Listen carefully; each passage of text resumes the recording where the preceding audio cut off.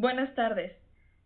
Buenas tardes a todos. Les damos la más cordial bienvenida a este webinar a nombre de nuestra asociación AMPROCER sobre la importancia de la resistividad del terreno, resistencia a tierra y continuidad de conexiones. Esta tarde estarán con nosotros el ingeniero Arturo López García, quien en un momento se estará conectando, así como el ingeniero José Julián Prado, que nos compartirán un poco de su expertise en estos temas.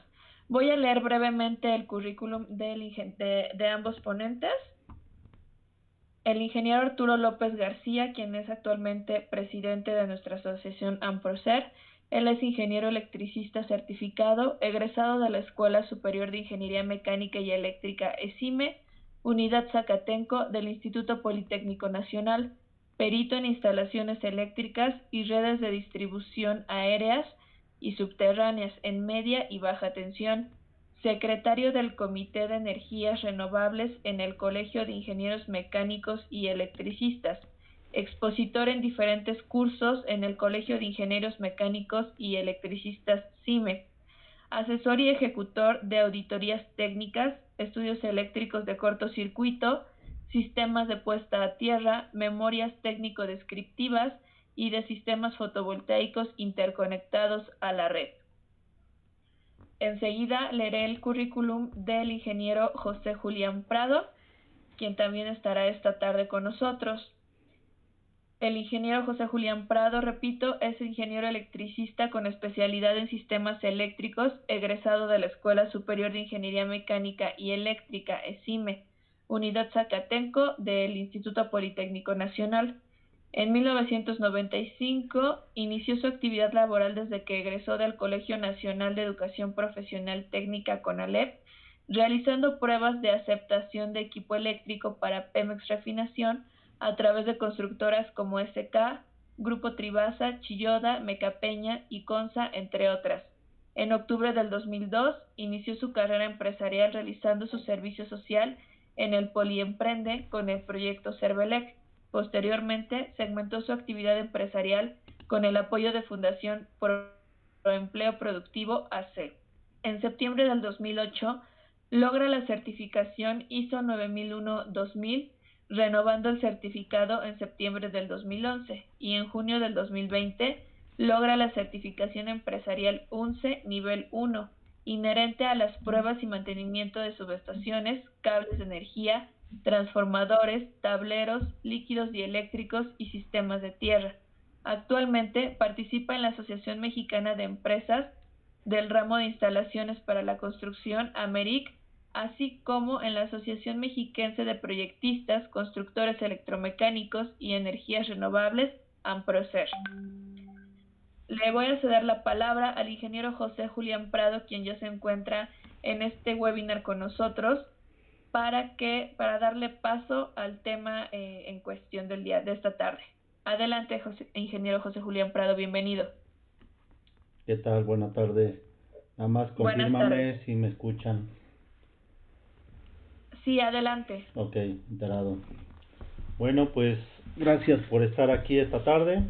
Vamos a tener una pequeña charla precisamente sobre la importancia de la resistividad del terreno, la resistencia del sistema o del sistema de tierras, así como la continuidad de las conexiones. Esto es importante precisamente porque precisamente el sistema de tierra tiene una función primordial en el sistema eléctrico.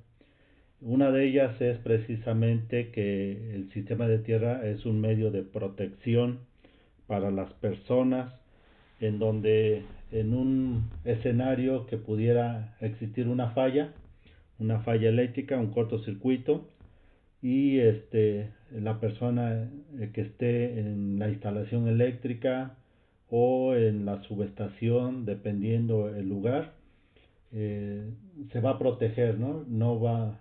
La idea es de que esa falla drene hacia tierra, hacia el terreno, a través del sistema de tierra. De tal forma que el sistema de tierra, en forma muy general o descriptiva, es el conjunto de conductores que generalmente no llevan energía eléctrica y que en caso de falla estos van a drenar esa energía al terreno a través de un sistema de tierras.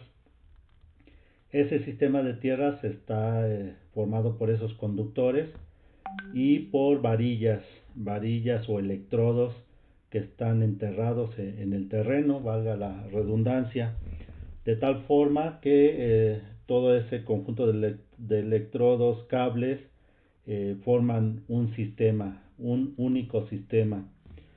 Cabe mencionar que en los sistemas de tierra hay cierta discusión, sobre todo para los colegas de electrónicos o de telecomunicaciones, porque ellos quieren su tierra aislada y eso pues es relativo, ¿no? ¿Por qué? Porque se considera que tierra aislada que es un sistema dedicado, pero al final del día ese sistema de tierra a nivel de terreno pues va a estar conectado al mismo planeta. No podemos decir que ese sistema de tierra es de otro planeta, es el mismo, la misma tierra, el mismo terreno y dentro de las buenas prácticas es todos los conductores, varillas deben estar unidos y de ahí viene el otro concepto que es la unión equipotencial. Entonces eso es parte del sistema de tierras. Cabe mencionar que para seleccionar y llegar a un diseño y a la instalación correspondiente de esos conductores y esas varillas o electrodos, pues se tienen que tomar las consideraciones correspondientes. No nada más es enterrar un cable y listo, ¿no? Porque va a depender de ciertas características y de qué es lo que vas a conectar. De ahí es la importancia, ¿no? No es como receta de cocina, ¿no? Y cabe mencionar de que en el mercado existen o se ha considerado una configuración que en su momento salió de una especificación de un usuario en particular, la famosa delta.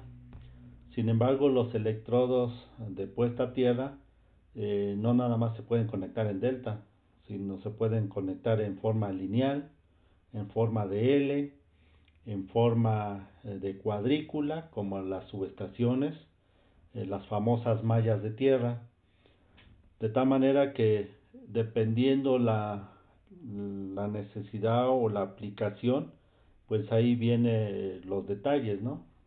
De tal manera que no es una receta de cocina diseñar un sistema de tierra.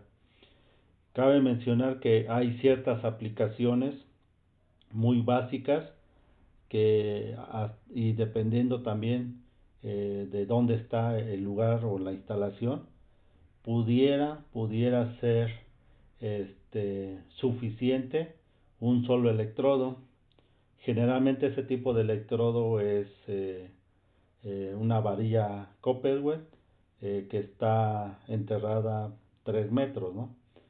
Eso es lo tradicional, lo más común, lo más confiable, pero como en todo, ¿no? Hay alternativas como electrodos tipo railete, hay alternativas como electrodos químicos o de grafito, pero pues hay que checar ciertas consideraciones del lugar y sobre todo que al final del día pues tenemos que tener o cumplir la normativa correspondiente porque hay lineamientos que hay que cubrir y esos lineamientos empezando por la NOM 001 pues habla de condiciones de seguridad que es lo mínimo indispensable que deben tener las instalaciones eléctricas.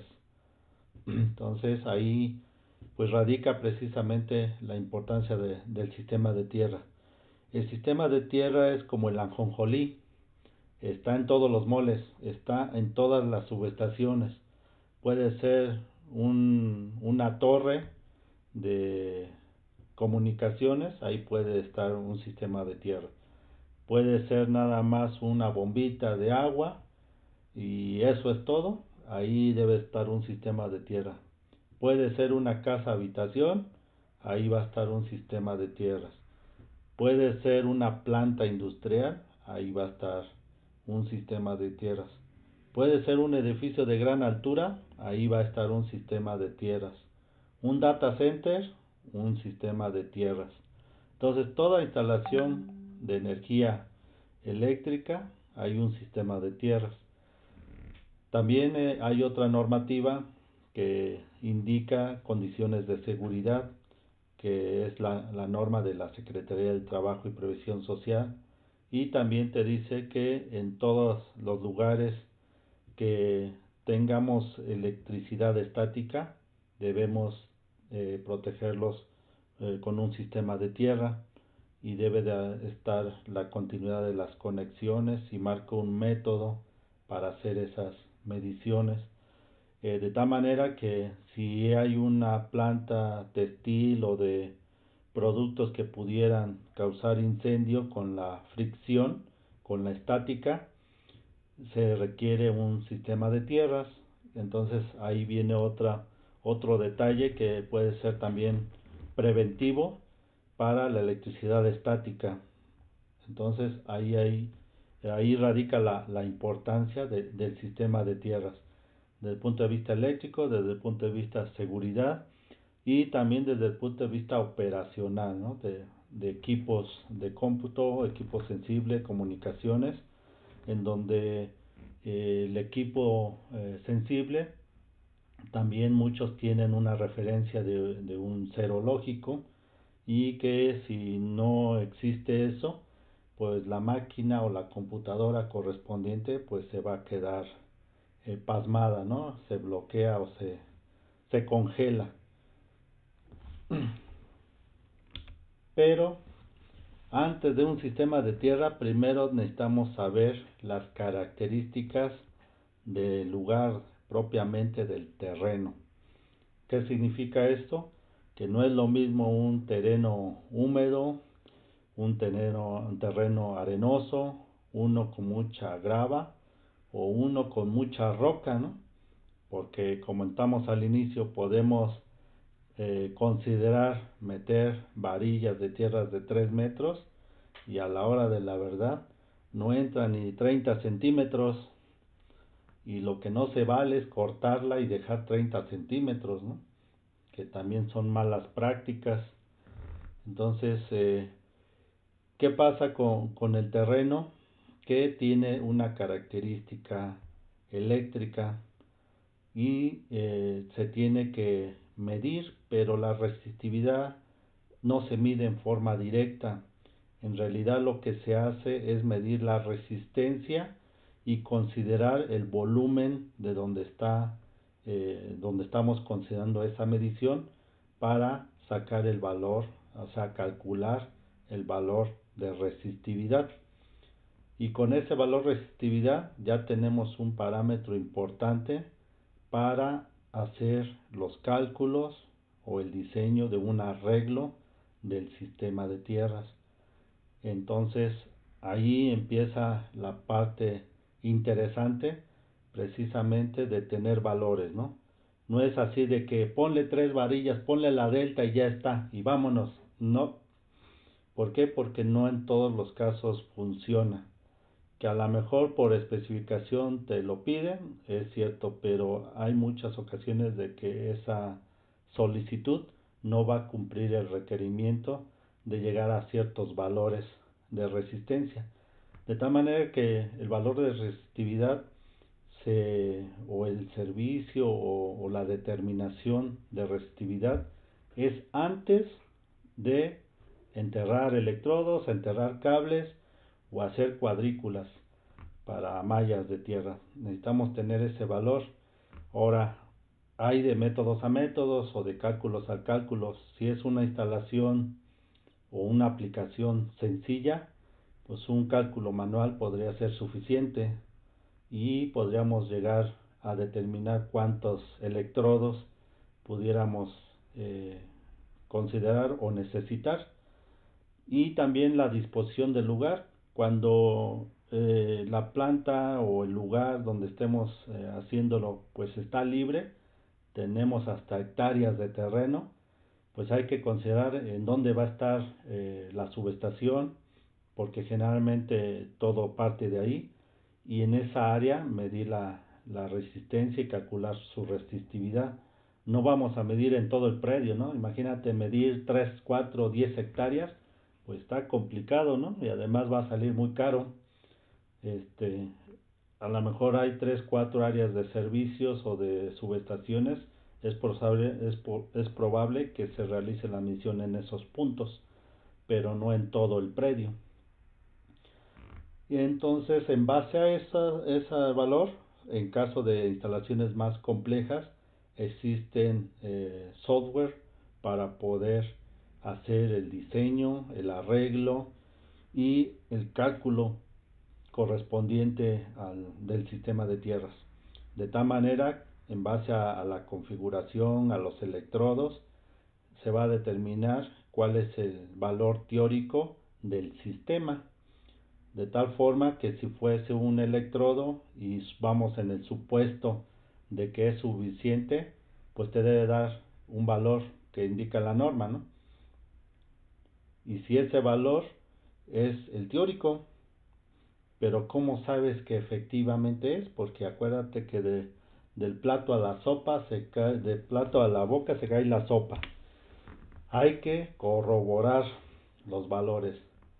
Entonces, una vez medido, calculado, después diseñado o calculado o simulado por software el arreglo del sistema de tierras y llegar al valor, hay que comprobar, hay que medir si el cálculo dijo que teníamos ahí 5 o 10 ohms. Ahora hay que hacer la medición para ver si efectivamente son los 5 o son los 10 ohms. Hay aplicaciones que nos piden menos, quizás 1 ohm, o si son mallas o subestaciones de mediana potencia o alta potencia, media o alta tensión, pues a lo mejor el valor es de 2 ohms. Entonces hay que medir. Ahora, medir no es cosa sencilla. Hay muchas aplicaciones o muchos medidores de resistencia a tierra y cada uno tiene sus particularidades. Ejemplo, no es lo mismo traer un equipo sencillito, son económicos, son versátiles en ese aspecto, pero generalmente esos equipos están diseñados para medir una varilla, una sola, un solo electrodo, un solo registro.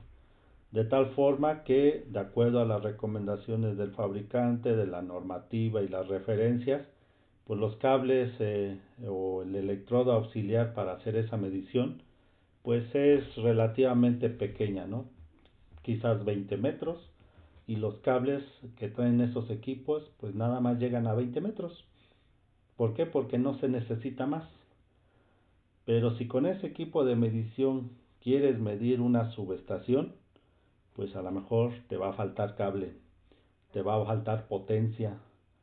Ejemplo, si un sistema de tierras fuera una malla y esta midiera aproximadamente 50 por 50, que fuera un cuadrado, entonces ahí vamos a considerar que debemos de tener aproximadamente 200-250 metros de cable de tu equipo de prueba para poder hacer la medición en forma correcta.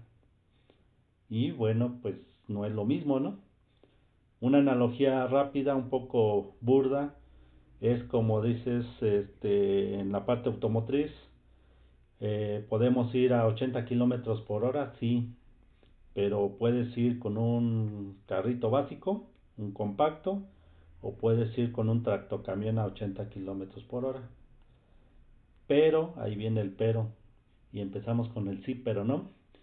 El pero es de que, pero tienes que cargarte 40 toneladas a 80 kilómetros por hora. Pues resulta que tu auto compacto pues no da para ni para cargar ni para jalar 80 toneladas. Y el tractocamión sí. Y aquí en los medidores de tierra es algo similar.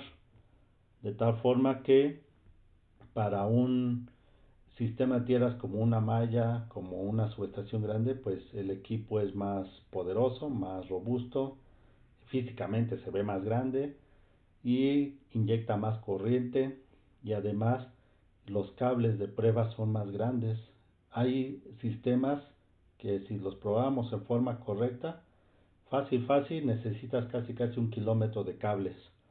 Y no nada más es el cable, sino también las condiciones del lugar, que tengas el espacio para poder enterrar tus electrodos auxiliares. Si estás en provincia, en una planta industrial o una planta de generación, y pues quieres medir la impedancia, es muy probable que tengas espacio a la izquierda, a la derecha, etcétera. Pero si vas a medir una resistencia de un edificio de gran altura o media altura en Ciudad de México, pues va a estar medio complicado. ¿Por qué? Porque quieres ir a la izquierda, hay avenida; quieres ir a la derecha, hay calles; quieres ir al otro lado, norte, sur, dependiendo, pues está complicado porque primero ya está pavimentado y luego hay otro edificio, otro predio, ¿no? Y eso pues hay construcción, o sea, no está libre. Entonces tiene su chiste. Muchas veces no se mide la resistencia, en realidad se mide la continuidad que existe entre el sistema y la estructura del edificio, que en su momento pues profundizaremos en el tema. Ahora, ¿cómo sabemos que la conexión de los equipos es confiable, que la conexión al sistema de tierra es confiable? Les recuerdo que en términos generales todo equipo eléctrico o partes metálicas que no conducen energía eléctrica en forma permanente, deben de estar conectadas a tierra. Entonces, ¿qué debemos hacer? Verificar y comprobar, medir que ese equipo o esa puerta, dependiendo el caso, esté conectado al sistema de tierras. Entonces ahí viene el detalle, ¿no? Ahora, todo esto pues va a depender de muchas circunstancias. Uno, si el conector es mecánico; si el sistema de tierra no está enterrado, valga la expresión, está sepultado. ¿Qué significa sepultado? Que alguna vez hubo un sistema, una varilla, hubo un registro, pero por X o Y situación ya tiene ahora concreto y solo sale un cablecito ahí, pero ese cable no sabe si en realidad está conectado o no, si está en el sistema o no.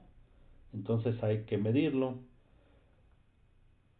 Y además, para fines de mantenimiento y seguimiento, pues se necesitan los registros, que también luego ni hay registros, simplemente le hacen un orificio con un diámetro como de 10 centímetros y ahí está el electrodo, que es incorrecto. Hay Ingeniero recomendaciones. Prado, Sí, adelante. disculpe la interrupción. Justamente sobre este tema tenemos una pregunta, no sé si pueda yo leérsela de aquí Adelante. del chat. Ramses Aguirre nos dice: ¿qué se puede hacer cuando no tienes dónde enterrar el electrodo de prueba del equipo, ya que tienes concreto alrededor? Ok, hay técnicas precisamente alternativas para poder hacer las mediciones, ya sea la medición de resistencia o de la continuidad. Va a depender primero del equipo, si tienes los accesorios y que el equipo tenga el método correspondiente. Ese es uno.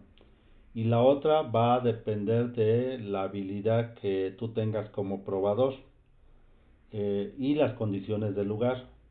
Ejemplo, hay alternativas de medición donde se utilizan pinzas que inducen una tensión, y también hay otra pinza que recibe o mide una corriente que va a circular cuando tú le induces esa tensión de prueba.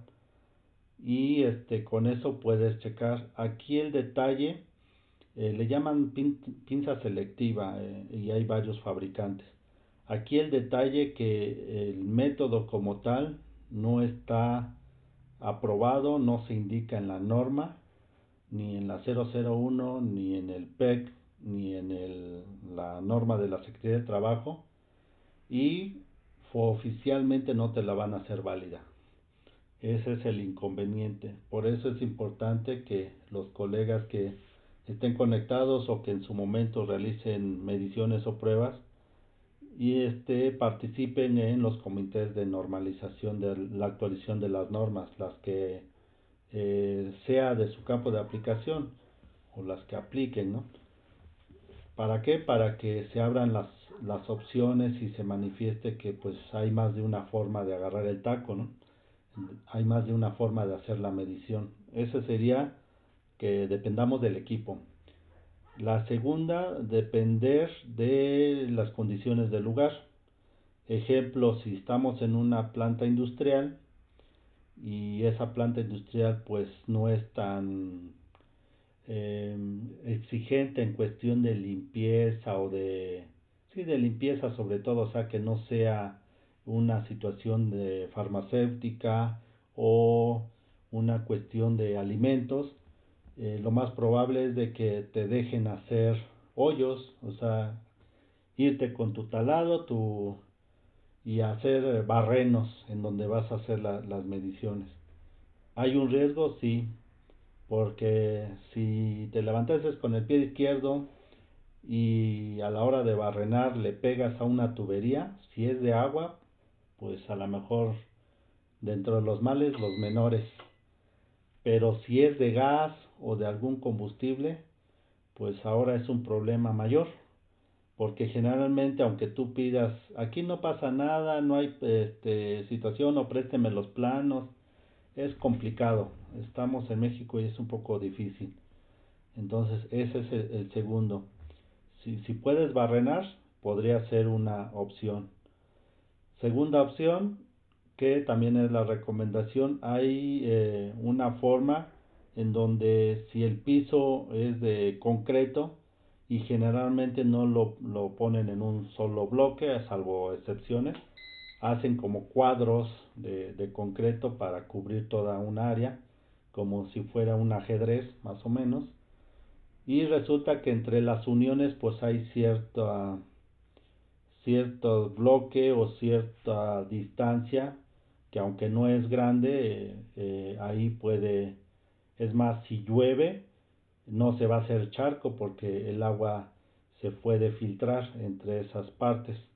Y hay un método alternativo que tampoco está validado en la norma, pero se puede usar, nada más que hay que tener paciencia y técnica para eso, y prácticamente el agua es como el factor importante para checar. ¿Por qué el agua? Porque el agua conduce electricidad. Entonces, ahí donde vas a poner tus electrodos auxiliares, hay fabricantes que te venden una malla de cobre y ahí se pone en lugar de la varilla, pones la malla de cobre, encima le pones ahí una jerga o algo y le echas agua. Si haces la medición en forma instantánea, lo más seguro es que tengas valores altos. Ahí tienes que esperar que el agua haga su trabajo, se filtre y después de unos minutos pudieras tener una medición más cerca a la realidad. No podemos asegurar que es 100%, pero sí vamos a tener ciertos valores que pueden ser congruentes. Pero si te toca, como comentábamos, en una farmacéutica o en una de alimentos, en donde el piso está lisito, lisito, lisito y luego tiene resina epóxica, y si le haces un hoyo, te va a salir más caro el caldo que las albóndigas. Es más, vas a salir regañado, pero se puede. ¿A qué distancia y cuántos electrodos y cuántas mediciones? Eso lo podemos checar en el curso que vamos a tener. ¿Alguna otra pregunta? Sí, bueno, Ramsés Aguirre comenta también sobre este tema que usted está mencionando, ingeniero Prado. Lo voy a leer. Dice, he conocido a varios ingenieros que al realizar las medidas en este tipo de situaciones colocan trapos mojados en referencia al electrodo en prueba. ¿Qué tan efectiva puede ser esta medición? Como referencia está bien y como dicen por ahí, algo es mejor que nada, pero para fines contractuales o ya más severos es dudoso el caso. Por eso hay que checarlo, ¿no? Sobre todo si te dan valores muy altos, ¿no? El trapo lo único que hace es de que el agua no se desparrame por todos lados, sino que se concentre en esa área que estás humedeciendo. Por eso comentaba que abajo del trapo generalmente los fabricantes te venden una malla de cobre para tener mayor superficie. El agua simplemente va a contener, digo, la jerga solamente va a contener el agua para que no se desparrame por todo el área y la intención es esperar que se filtre. En términos generales, nosotros hemos hecho mediciones precisamente en la periferia de una planta industrial, en donde curiosamente de un lado tienen un campo de fútbol y ahí hay unos electrodos ahí cerca y del otro lado es concreto, pero es una nave industrial, o sea, no tiene resina epóxica ni nada, simplemente es concreto. Buscamos la forma de que encontrar las uniones entre bloques y bloques de concreto y ahí pusimos nuestros electrodos. Hicimos la medición y de ahí luego hicimos como comparación hacia el otro extremo, hacia el campo de fútbol que está todo bonito, verde, pastito y lo riegan y todo. Y los valores más o menos de esa ocasión no variaron más del 5%.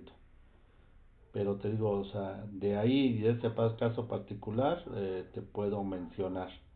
Sin embargo, no puedo meter las manos al fuego por todos los escenarios que existen, porque no todos son iguales.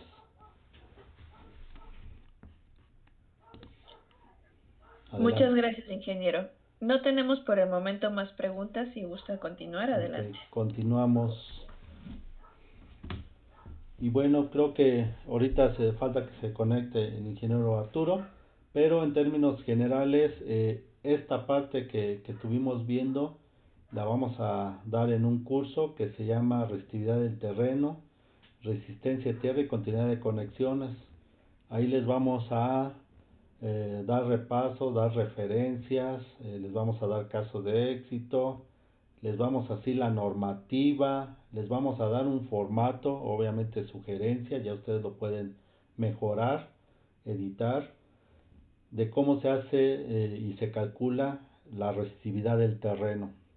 De tal manera que necesitamos salir con un resultado en ohms metro y de identificar si es un terreno homogéneo o heterogéneo, porque eso es lo que nos piden, sobre todo cuando hay que hacer un cálculo con software para una malla de tierras.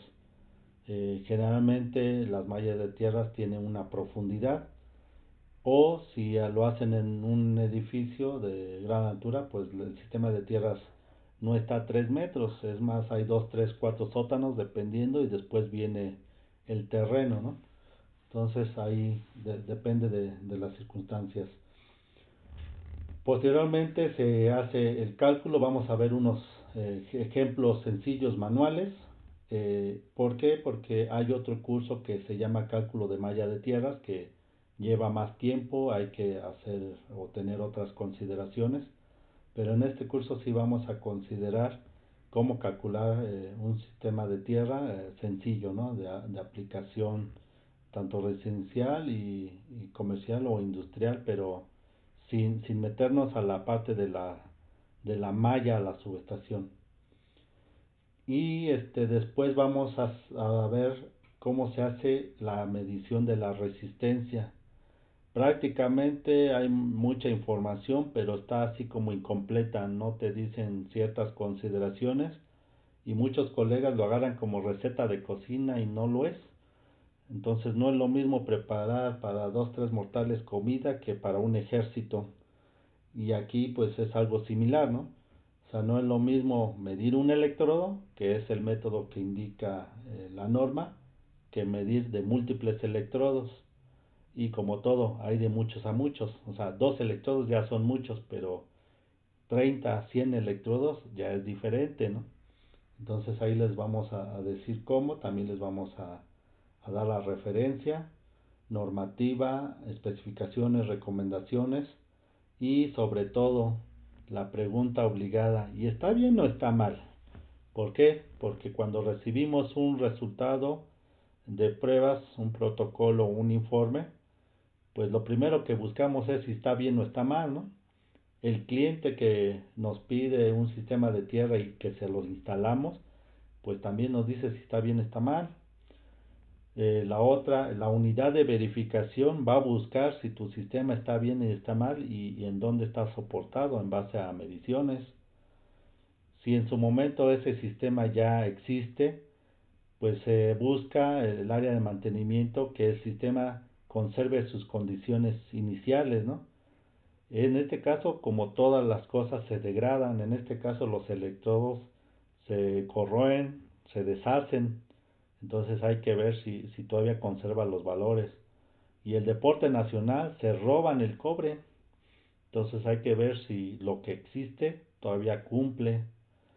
Pero pues también hay otros detalles, ¿no? Ejemplo, llega Secretaría del Trabajo y te inspecciona y te pide las mediciones que generalmente se hacen cada año, lo dice la norma. Entonces ahí se checa esa parte. Y en una planta industrial está más divertido. ¿Por qué? Porque es grande el área, la superficie y hay muchos electrodos. Unos conectados o hechos en forma intencional, porque calcularon, se dieron la tarea de poner registro y eso, y otros que están conectados a tierra en forma no intencional, pero al final del día todos están interconectados, pero hay que corroborar que efectivamente exista esa interconexión. Sin embargo, en, en físico es un poco complicado porque dices, pues ahorita sigo el conductor y ves, ya paró o ya pasó en una pared y del otro lado, ay caramba, ¿dónde se fue? No está. Ahí empieza lo divertido. O hay una máquina ahí encima, grande, una prensa o lo que sea, y ya no sabes si se quedó ahí, continuó o qué pasó. O si llegó a la siguiente área, máquina o área en donde está el otro cuarto eléctrico o otro equipo conectado a tierra. Entonces la única forma de poder corroborarlo es midiendo la continuidad. ¿Por qué? Porque luego te sacan ahí 6, 7 cables que vienen del concreto, pero en realidad no sabes si está conectado a un sistema de tierras. Y como en México hay detalles, por no decir que son muy chingones, que con 30 centímetros pueden resolverlo, cobrar el sistema, pero a la mera hora pues nada más está enterrado 30 centímetros. Pero con la medición te das cuenta de que si está muy alta esos valores, es que ese cable no está conectado a tierra, nada más está ahí haciendo la finta. Entonces se va a checar esa continuidad de conexiones entre los electrodos, qué equipo se usa, cómo se hay que determinar, qué valores se recomiendan, porque la norma no dice valores, pero hay recomendaciones, va a haber un análisis y pues ejemplos correspondientes. Les vamos a presentar ahí formatos, algunos casos de éxito para que vean cómo estuvo y algunos videos correspondientes. Y como todo, no promovemos a ningún equipo de prueba, les vamos a presentar uno u otro. Y si ustedes en su momento nos quieren compartir, los asistentes, sus comentarios, sus experiencias o sus equipos, sin problema. Se van a hacer en 3 días y en su momento se van a hacer o dejar tarea, ¿no? Sobre todo los colegas que en su momento tienen un telurómetro, ya sea propio de la empresa, de la chamba, pues que hagan su ejercicio y que nos digan cómo les fue y vamos a hacer el análisis correspondiente. La cosa es tener retroalimentación, que cada quien se lleve una experiencia más o un, un dato adicional que en su momento pues pudiera servirle para realizar en forma correcta y completa las mediciones.